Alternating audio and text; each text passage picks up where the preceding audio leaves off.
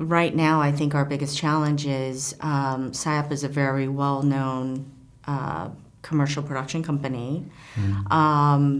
They've just expanded their business into a couple of other fields, and for us, the biggest challenge and the thing that we're trying to get ahead of is allowing people to know what Psyop is all about, what we would, our plans in terms of our business, basically to let people know that we are entering into film and television, visual effects work, and to kind of, spread that word.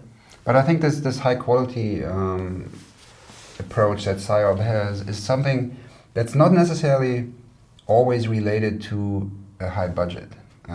Because if you design conceptually and you understand the brief right and you collaborate with the people who to have the vision and do the project, you can come up with creative solutions that feel really great and right without always going fully only money. You know what I mean? There is the art is really of like what are good creative solutions that not necessarily need the highest budget. You know what I mean? It's like there are different solutions for everything. So traditionally, we take on any kind of creative work that we like, but it's independent from like if you have a project that has a very low budget, but there's something that we really like in it, and then we sit together with a team and find out a way how we can make it work within this very limited budget.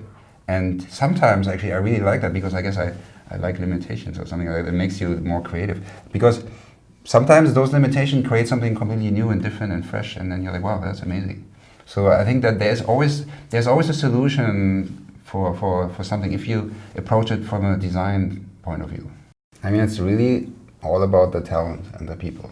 That's really, without them, we would not be able to do what we do. And so we have to be, we have to have the right projects and we have to have the right environment to attract that kind of talent. And so people like working there. And the way we get those extra 10% or the extra kind of level of detail in our project is by working together as a group and not coming in as a director and telling every animator and every compositor exactly, okay, it should be like this and it should be like this. We're trying to explain the overall concept of the spot, and then we expect people to add to it rather than just executing one vision. We always try to keep everybody in the loop of what are the limitations, what are the goals of the spot, and then people can actually be creatively involved because all of them are artists and we want them to be engaged in the project and add their own creativity to it. So that's kind of like the secret of doing a really detail-oriented spot, and you can feel it if you watch it. There is love in it, so and that's very important for us. For us, it really is about getting involved early, helping them to plan, helping to strategize, talking about areas in which we, from our experience, will say that this could be a problem or this will be a problem, or understanding the parameters in which we have to work, understanding what that budget is, understand the amount of work that needs to be done, and being able to,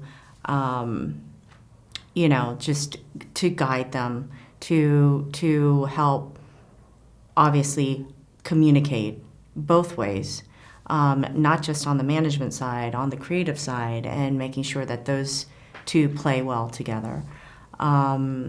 We really do believe from our standpoint, which is why a lot of our supervisors are actually becoming more and more so the supervisors on the production side, is because that allows us to really help them manage their project, their budget, their creative, all the way through, not just in one area. Yeah, I think that's right. I mean, being a partner as early as possible helps. Developing the idea even, that kind of, if you already at that stage, then it's a really good situation, and there's already a level of trust established. But that doesn't happen all the time in commercial work. I mean, basically we have like 3 parties in a boat, and there are crazy dynamics, and they're always different. So it's like always a different scenario, and you always have to read the room and try to understand what everybody's agenda is and how they all work together. Obviously, the client usually wants to sell as much as possible. The agency wants an award, and we want to make something super awesome. So those are the 3 things, you know, and they can be aligned. And transparency is definitely one thing that works really well, where you explain a lot and you use all your tools to make it very clear what you're about to do and how you do it and why you do it. And that's another thing. It's you have to really have a good reason for everything, and we're really good at that by now. Where it's again, it's like a design approach. You see a problem, you come up with a solution, and then you have an explanation why this is the best way. And obviously that's something that needs to be argued, but if you have a really good case of why this is like this, and it needs to be like this, it's almost like natural that it has to be like that. That's kind of our way of like trying to make it as good as possible, but it needs to be justified. Everything needs to be justified. And if you're good at justifying it, I guess you can push some stuff through, I guess. Right. And I mean, you know, we can't always be in a situation where we're there early, and we can't always be in that position where, you know, people ask for that kind of collaboration. I mean, for us, I think that as long as it's very clear up front, regardless of what, you know, project it is or what expectations at least are talked about and set and understood, that you know, our studio definitely has a lot of different ways to attack a project, and we kind of offer that to the filmmakers and the studios, that there are different tools that they can have access to and utilize. And I think that understanding, that transparency, the communication is what makes the difference. Yeah, there are two most important things for me going to those conferences, especially FMX. One is inspiration, obviously. I mean, you see what other people do, you meet a lot of people, and it's really inspiring seeing people talk about their passion, and I need that as an artist. So we all need this this passion, and seeing somebody being really passionate about some sort of even like a very physical kind of render kind of equation that he came up with. That kind of stuff gets us going. Or some other dude just like invented something that's really cool and he's sharing it with us. And I think that's what this is all about. It's about learning and experiencing something cool.